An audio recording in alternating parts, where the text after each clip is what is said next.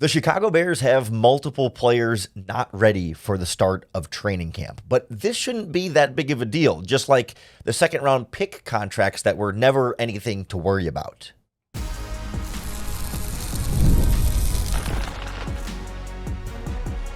You are Locked On Bears, your daily Chicago Bears podcast. Part of the Locked On Podcast Network, your team every day. This is Locked On Bears, and I'm your host, Lauren Cox. I'm here to bring you your daily, in-depth Chicago Bears news and analysis. You can follow me on Twitter at CoxSports1, and you can follow the podcast at Locked On Bears on TikTok, Instagram, Facebook, Twitter, and the Locked On Bears YouTube channel, where you can keep up with all of our video podcasts as well. Thanks for making Locked On Bears your first listen today. We're part of the Locked On Podcast Network, your team every day. Today's episode is brought to you by FanDuel Sportsbook. Right now, new customers can get $150 in bonus bets when your first $5 bet wins. Visit FanDuel.com to get started. On the show today, I want to check in on the players not available for the Chicago Bears to start training camp and why this shouldn't be that big of a deal. Just like getting all the second round picks signed didn't end up being that big of a deal, but there might be another deal that's in question that could become a big deal and even then a bigger deal as Jaylon Johnson drops some hints about maybe wanting to talk again about his salary number with some of the other cornerback contracts that are out there. And then one other big Bears contract in the news, Ryan Poles on his contract extension, and why I understand getting worked up about it, but this was kind of a foregone conclusion, a formality, and a little bit of necessary evil here.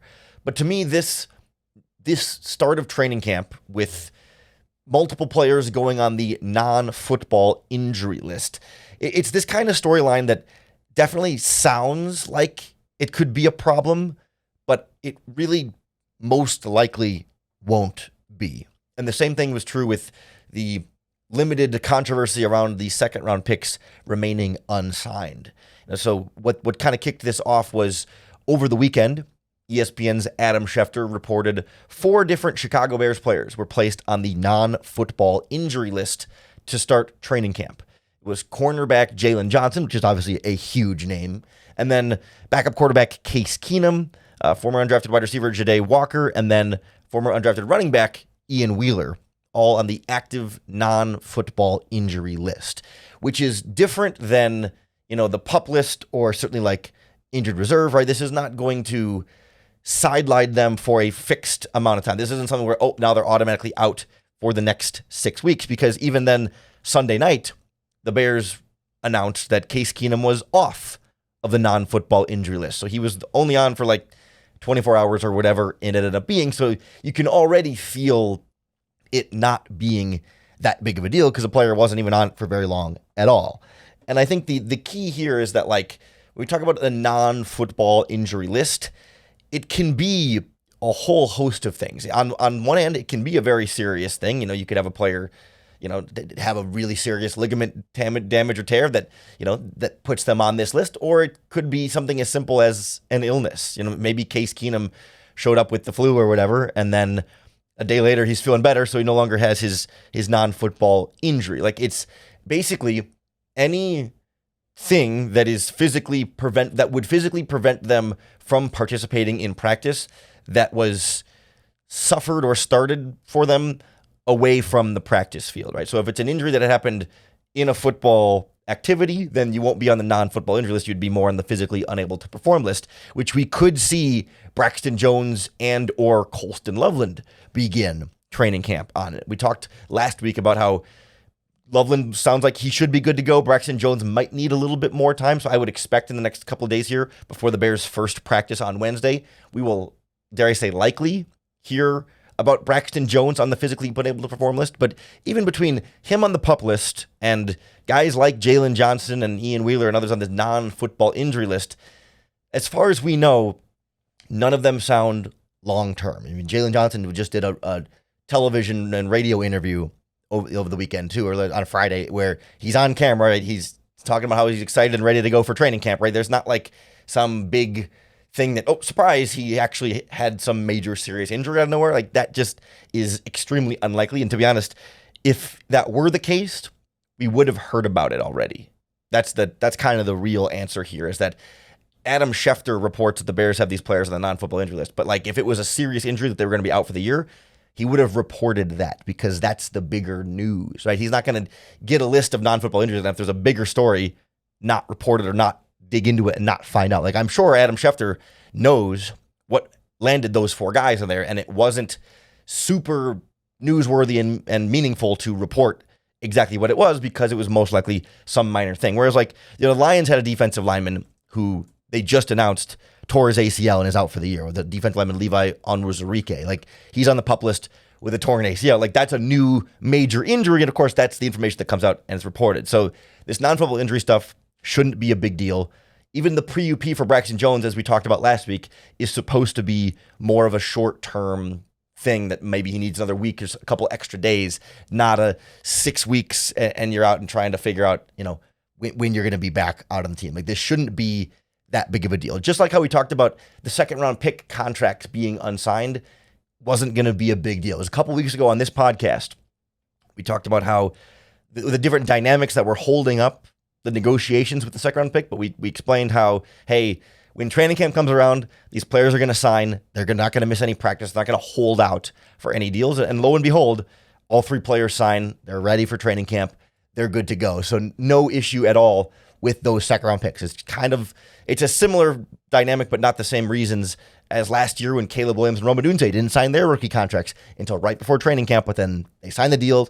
Nobody missed any time, and any worrying that you did about whether these players were going to be there or not was a waste of time, because there was never anything to worry about. And that's what we tried to warn you about in the lead up to training camp, that, hey, this second round pick thing is going to linger a little while, and then it'll disappear and everyone will forget it has happened. And I have a feeling that the non-football injury list thing should be pretty similar for these 3 guys that are left on it. Case Keenum's already off the list. Like, yeah, we're going to forget that one less than a day on the NFI. Like, yeah, that's not a storyline. And I'm guessing it'll be similar for Jaylon Johnson, Walker, and Wheeler. Wheeler's coming off the torn ACL from last season, but if it's from the torn ACL from last season, then that wouldn't be a non-football injury list issue. It would have to be something else that would be related, that would be unrelated to the injury he suffered last year. So I think all 3 of those guys, really Jaylon Johnson's the only one of any consequence there. If the other players happen to be more injured or something, the Bears aren't going to be missing too much. But we just literally got to see Jaylon Johnson do an interview where he seemed to be fine and talked as though everything would be really steady moving forward. But in that same interview with Jaylon Johnson, he kind of opened the door to be like, hey, wait a minute. I just signed that contract extension recently, but I might need to step that up. I might need another one here, because he's looking around and realizing that he is super underpaid. And we all see it too. And it's a big advantage for the Bears, but it's only an advantage until he wants his salary to be more in line with some of the other top corners in the NFL. So we'll take a look at Jaylon Johnson's contract and another Bear who really looks like a great steal of a deal, given what other players at his position have gotten on recent deals. Next on Locked On Bears. This episode of Locked On Bears is brought to you by our friends at FanDuel Sportsbook. Summer sports are in full swing, and whether you're all about this hot Chicago Cubs team or looking ahead to golf on the green or even high-stakes soccer action, FanDuel is the best way to make every game even more exciting, because you're already following the action, so why not make it a little bit more thrilling? With FanDuel, it's easy to use, fast to pay out, and makes even regular season games feel like must-watch events that you just can't get enough of the excitement. And if these current summer sports aren't your thing, you could bet ahead on the upcoming Bears season. There's a line for Bears-Vikings in Week 1. You can bet on Caleb Williams' passing yards prop, Ben Johnson's odds to win Coach of the Year, and so much more. If you're new to FanDuel, now's a great time to get started, because new customers can bet just $5 and get $150 in bonus bets if your first bet wins. Open the FanDuel app today or visit FanDuel.com to get started. Today's episode is also brought to you by Betterhelp. Workplace stress is at an all-time high. 61% of the global workforce is reporting higher than normal stress levels. And this summer is the perfect time to take small steps to focus on your wellness and manage the challenges that come with your workday. Of course, most of us can't just quit our jobs or take endless vacations, but you can take small steps to help you navigate life's challenges, and that's where Betterhelp comes in. Betterhelp provides online therapy that makes it super easy to fit sessions into a busy schedule. I do online therapy, and it's a really important part of my own personal mental health regimen. That's why I recommend using Betterhelp. As the largest online therapy provider in the world, Betterhelp can provide access to mental health professionals with a diverse variety of expertise. So unwind from work with Betterhelp. Our listeners get 10% off their first month at betterhelp.com/lockedon. That's BetterHelp, HELP.com/lockedon. Jaylon Johnson just signed his contract extension with the Chicago Bears a few years ago, just last year. And already that deal looks like a great steal. But the problem is Jaylon Johnson recognizes that too and is looking around at some of these other contracts that cornerbacks just got and saying, hey, I should be a little bit more in line with those guys, and maybe sooner than we would have anticipated, those negotiations might have to come back up again. But he's not the only veteran Bears player on a contract that just keeps looking better and better. But let's start with Jaylon Johnson for a moment here, because what brought this out was the aforementioned interview he did, where we could see that he didn't seem to be injured and was absolutely talking as though he's ready to go for training camp and excited to keep things moving forward. But Jaylon Johnson was a guest on the Rich Eisen show.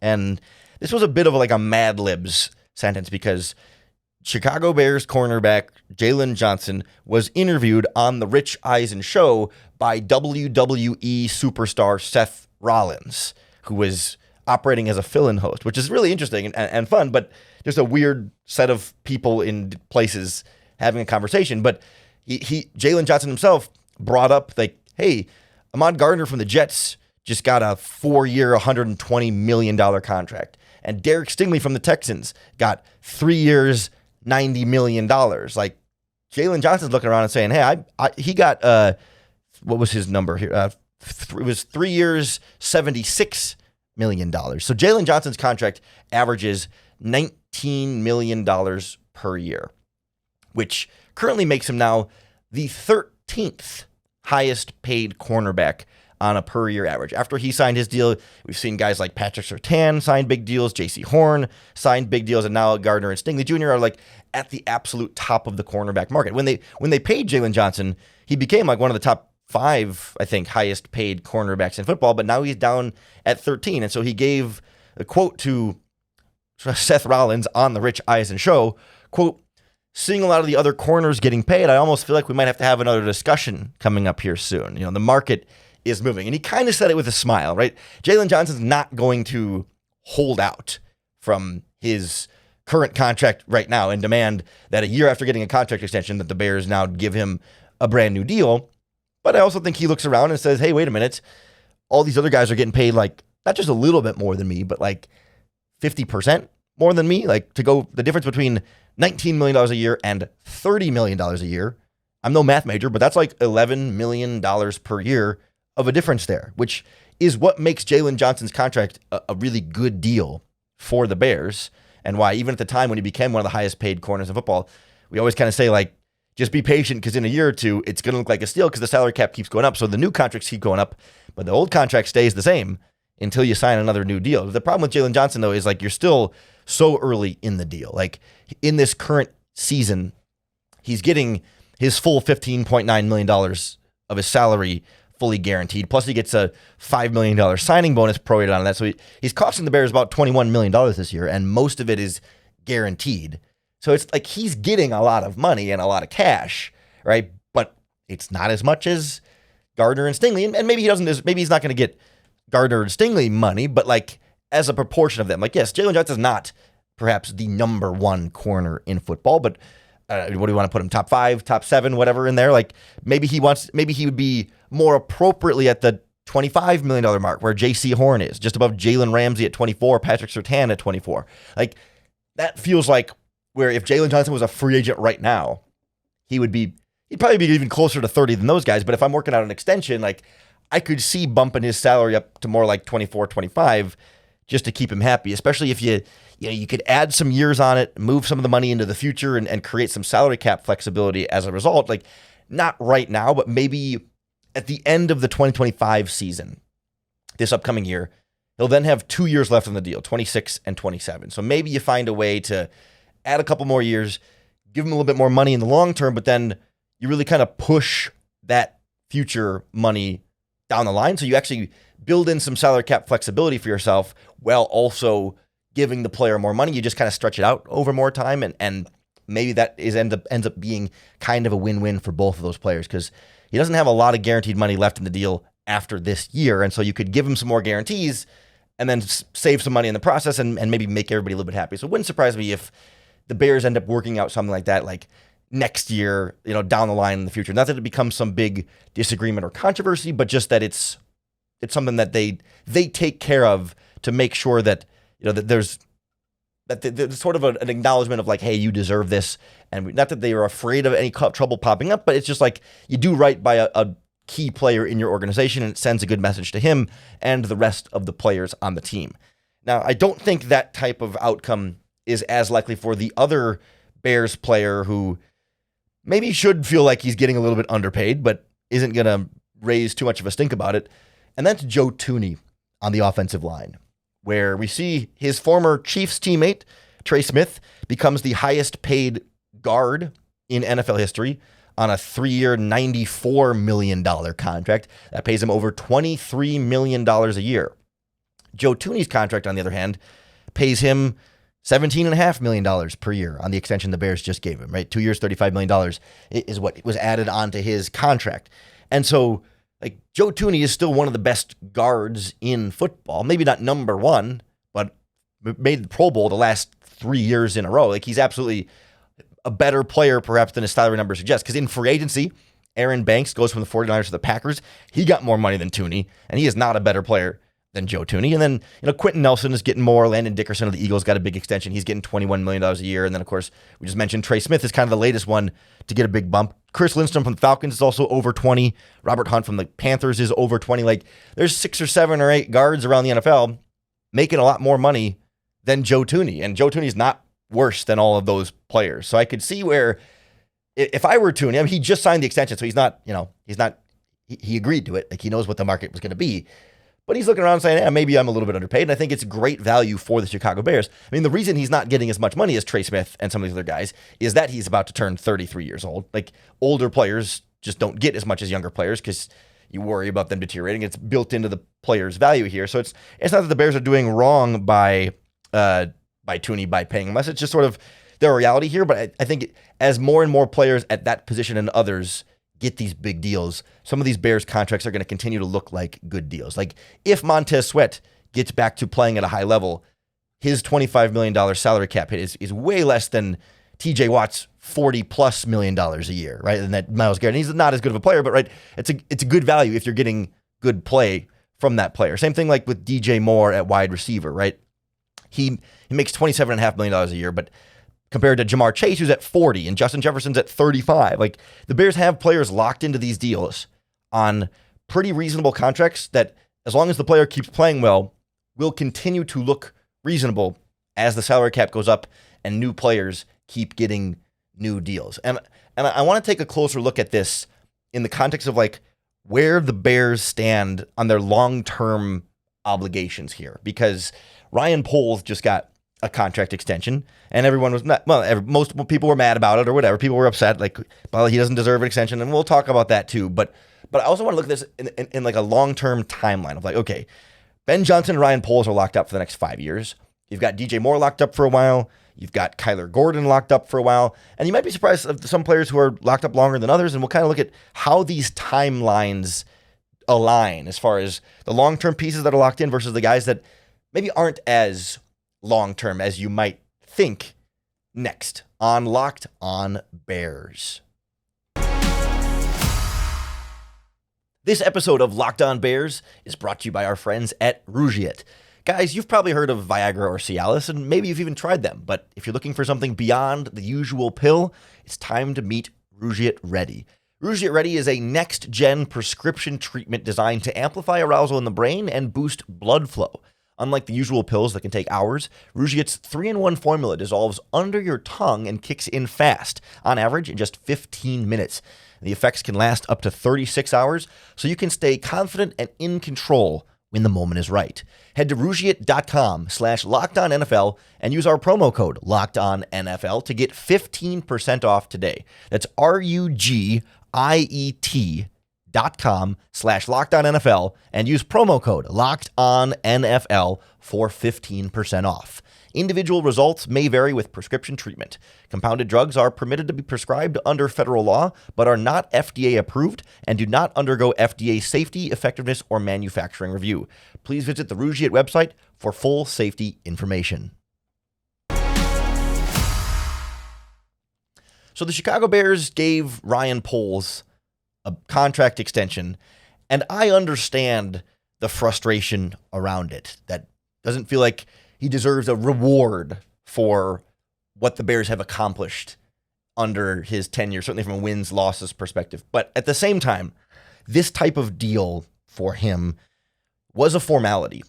This was a foregone conclusion. And even if you really don't like Ryan Poles, it's essentially a necessary evil. The team was not going to operate with the general manager and head coach on drastically different timelines. It's one thing if like they're a year off or something, then you can kind of cross that bridge when you get to it. But it sounds like Ryan Poles had 2 years left on his deal, so 2025 and 2026. And of course, when they hired Ben Johnson, they signed him to a 5-year deal, which puts him through 2030. And so in order to put them on the same timeline, the Bears gave Ryan Poles a 3-year contract extension on top of those 2 years to also put him under contract with the Bears through 2030, so that the head coach and the general manager are aligned on the same timeline. And while the optics of an extension look and feel like a reward, and I mean, they are literally, they're giving him more money and more job security. Like, it is by definition a reward, but it's not necessarily saying, it's definitely not saying everything you did has been great and we want you to keep doing everything you've done. Like, but he and the Bears have acknowledged a lot of the mistakes along the way. And I don't think it's worth sitting here and having the debate of like, is Ryan Poles a good GM or not, and go through all the different moves he's made. And, you know, he messed up the Chase Claypool trade really bad and the Velus Jones draft pick really bad. But the trade down from number 1 with the DJ Moore trade was really smart. And he got Caleb Williams and he got Ben Johnson, but he hired Matt Eberflus, right? We could kind of go through the laundry list of the good and the bad of Ryan Poles. I'm not necessarily, I don't think that's all that interesting to rehash again for the 10th time every Bears fan has had that same conversation. But I kind of want to look at more so the alignment of the organization and the timeline of the team right now, where it's like you have to have your general manager and head coach loosely aligned there because there's not enough stability otherwise for the GM to try and make decisions to try and save his job and not build towards the long-term success of the head coach, right? All of a sudden, when they have different time horizons, if Ryan Poles is like, my contract's about to be up, I got to do stuff for right now, and he screwed the future, I got to win now, that ends up hurting Ben Johnson in the long run, even if he does find some ways to win now and then, you know, gets an extension or whatever. But like trying to put Ryan Poles in this prove it position doesn't really benefit very much of anybody. Like once you let Ryan Poles pick your next head coach, those two are intertwined then, right? The moment they chose not to fire Ryan Poles after the season, the moment they said Poles is choosing our next head coach, this was set in stone. He was going to get a contract extension. Like whatever contract his head coach signed, he was going to match that. That was always going to be the case. So like, if you want to be mad that they didn't fire Ryan Poles back then, go for it. But like that's getting mad about the extension is just getting re-mad about that because this extension was always going to happen and already part of the decision making and factored into that. And so Ryan Poles' job security is tied to Ben Johnson. And Ben Johnson and Ryan Poles' job security is tied to how successful Caleb Williams is. Like at the end of the day, Ben Johnson was brought in here to win with Caleb Williams. Ryan Poles is not going to get to pick another head coach. If Ben Johnson doesn't work, Poles is gone. Ryan Poles is not going to get to pick another quarterback. If Caleb Williams doesn't work with Ben Johnson, all three of them are gone. Like it's hard to envision a reality where Ben Johnson is doing great with everything but the quarterback, and it becomes clearly obvious that he just needs a better quarterback because everything else is really, really solid. You're building the offense around Caleb Williams. Either everything's going to work, not everything, but either it's going to work with Caleb Williams or nothing's going to work, right? It has to work with Caleb Williams. And so that puts us on a timeline of Caleb Williams' contract, first and foremost. If the GM and head coach are tied to the quarterback, then everyone's timeline is tied to that contract. But there's a couple other players on similar timelines line up with this. That's why I want to get into the bigger picture time horizon of this franchise. So you've got Ryan Poles and Ben Johnson under contract through 2029 on their 5-year deals. Then you've got Caleb Williams, who is now in year 2 of his rookie contract that has a 5th-year option. So if you take the 5th-year option, that puts him into 2028. So Ryan Poles and Ben Johnson have a year longer than Caleb Williams on their respective contracts. But they are in line with wide receiver DJ Moore's contract extension, and Colston Loveland's rookie contract with the 5th-year option puts them all on the 2029 timeline. So Poles, Johnson, and then the number 1 wide receiver, DJ Moore, and your future number 1 tight end, Colston Loveland, those are the guys that are here for 5 years on their current deals. Then you got Caleb Williams with 4 years left, really 3 plus an option.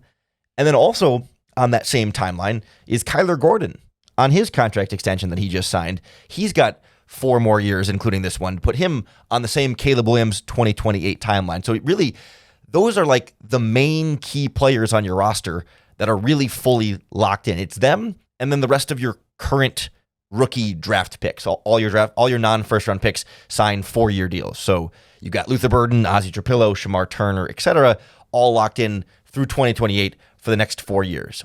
But outside of rookies, you have 3 veteran players signed super long-term. Kyler Gordon, DJ Moore, and Caleb Williams. And that's it. Every other player on your roster will expire sometime in the next 3 seasons. Montez Sweat, Jaylon Johnson, Tremaine Edmonds. I mean, everybody else on this team. John Jackson, Drew Dahlman signed for 3 years. Cole Kmet will be done before those. You only have, really, as far as non-rookies go, 3 players locked in for more than 3 years. It's 3 veterans, and then this year's rookie class. That's all your super long-term time horizon is for the Bears. So there's some flexibility built into that. That yes, eventually you can move on from guys like Montez Sweat or Jaylon Johnson, presuming Johnson doesn't end up getting an extension to get more money like we talked about earlier, like Drew Dahlman, like Dio Odengbo, right?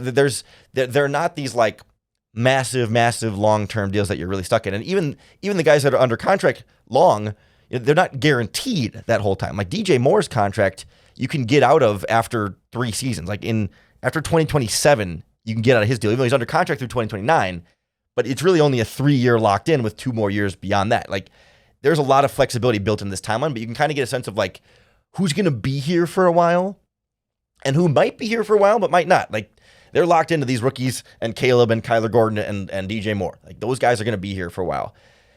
Sweat and Johnson and Tremaine Edmonds and everybody else could be. You could sign another contract extension. You could add even more years to their deals and make them long-term pieces, but you're not stuck with them forever. And so there's still room for this roster to be more malleable in the future than it might look, where a lot of the salary cap space is accounted for because of some of the size of these deals. But after 2 years, you got room again. 2026 is a little bit busy, but then you get a lot of flexibility here. And then all this sort of comes full circle is if Caleb Williams is really good, he's going to need a massive contract extension at some point. And then you're not going to have money to bring back Montez Sweat, Jaylon. Some of these guys you're not going to be able to afford at some of the same prices. And that would be a great problem for the Chicago Bears of the future to have. And that's what's aligned now with Ryan Poles and Ben Johnson and the quarterback with this contract extension. So I hope that sort of gives you a better picture of where things are going for the future here with this Bears organization from a long-term contract planning standpoint. Certainly, we're back in the short term here with training camp starting up this week. The first practice is Wednesday, and so we'll have any and all Bears updates available for you right here in the Locked On Bears podcast. We're ramping back up to a full 5-day-a-week show again, daily, in-depth Chicago Bears news and analysis coming your way. So make sure you hit that subscribe button on YouTube or wherever you listen to podcasts. Keep making Locked On Bears your first listen today and hopefully every single day. If you're looking for a second listen, you can always check out the Locked On NFL Top 100, where all of us hosts here on the Locked On Podcast Network voted for our top 100 players. And you can find the full list over on the Locked On Sports Today YouTube channel or wherever you listen to podcasts. And we reacted to the Bears players that were and weren't on the list on last Thursday's podcast. So make sure you go back and take a listen to that. Come on back tomorrow for another episode of Locked On Bears and another opportunity for you to bear down.